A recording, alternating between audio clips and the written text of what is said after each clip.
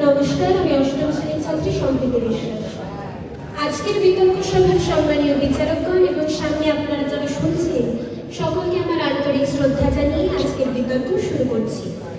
সভার মতে আজকের বিতর্কের বিষয় আদর্শ ভিত্তিক রাজনীতি আজও সমানভাবে প্রাসঙ্গিক।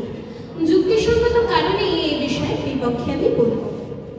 আজকের যুগ ডেটা ডেলিভারি আর ডেভেলপমেন্টের যুগ। মানুষ আদর্শের ভাষণ শুনতে নয়, রাস্তা, চাকরি, হাসপাতাল চাই। তাই আমি মনে করি আজকের দিনে দাঁড়িয়ে আদর্শ ভিত্তিক রাজনীতি একেবারেই অপ্রাসঙ্গিক হয়ে পড়েছে। আজকের রাজনীতি মূলত বেকারত্ব, মূল্যবৃদ্ধি, শিক্ষা, স্বাস্থ্যের মতো প্র্যাকটিক্যাল ইস্যু কেন্দ্রিক। মানুষ জানতে চায় রাস্তা হবে কিনা, চাকরি মিলবে কিনা, হাসপাতালে বেড পাওয়া যাবে কিনা। সমাজতন্ত্র বা জাতীয়তাবাদের মতো বড় আদর্শ দিয়ে চালের দাম কমে না। আদর্শ ভিত্তিক রাজনীতির প্রায়শই তত্ত্বের আড়ালে বাস্তব সমাধান এড়িয়ে যায়। সিএসডিএস সমীক্ষা বলছে 68% ভোটার স্থানীয় প্রার্থীর কাজ দেখে ভোট দেয়, দলের ইস্তেহার দেখে নয়। আদর্শের নামে ট্যাগিং বাড়ছে, ফলে আসল সমস্যা নিয়ে কথা হয় না। 1996 সালের পর থেকে কোনো দল একা কেন্দ্র সরকার করেনি, আর জোট মানেই আদর্শের সাথে আপোষ।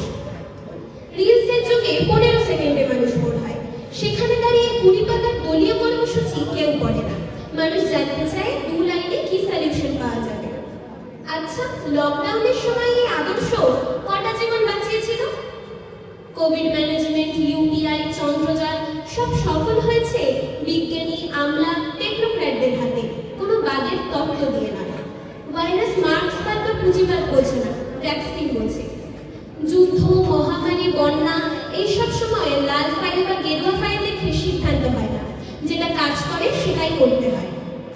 এসি ঘরে বসে ডিবেট করা যায়, কিন্তু যে দিন মজুর 12 ঘন্টা রোদের মধ্যে খাটে সে জানতে চায় কালকে মজুরি বাড়বে কিনা। আদর্শ হলো টেলিগ্রামে, আর আজকের যুগ হোয়াটসঅ্যাপ ফরওয়ার্ডে। আদর্শকে আমরা শ্রদ্ধা করি, কিন্তু দেশ চালাতে হলে স্টিয়ারিংটা ইঞ্জিনিয়ারের হাতে দিন, দার্শনিকের হাতে নয়। কারণ দিন শেষে ইতিহাস এটাই মনে রাখবে কে চাঁদে পৌঁছেছিল, কে শুধু চাঁদ নিয়ে কবিতা লিখেছিল সেটা নয়। পরিশেষে বলি, আদর্শকে আমরা শ্রদ্ধা করি, ঘৃণা করি না, কিন্তু রোগী যখন আইসিইউতে থাকে তখন ডাক্তার দর্শন আদর্শ দেখেন, ইনজেকশন দেন।